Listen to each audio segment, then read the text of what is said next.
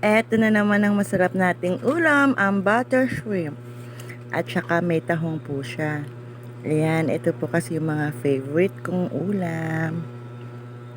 Bihira lang naman to dahil mahal po naman ang hipon, pero pag may pagkakataon, ayan po, ang sarap. Kain po tayo.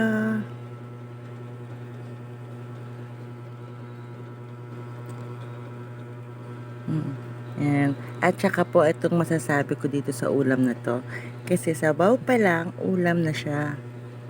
Napakasarap po niya, napakalinamnam niya. Kaya po talagang pag may pagkakataon, ito po talaga ang gustong gusto kong kainin. Ayan po, kain po.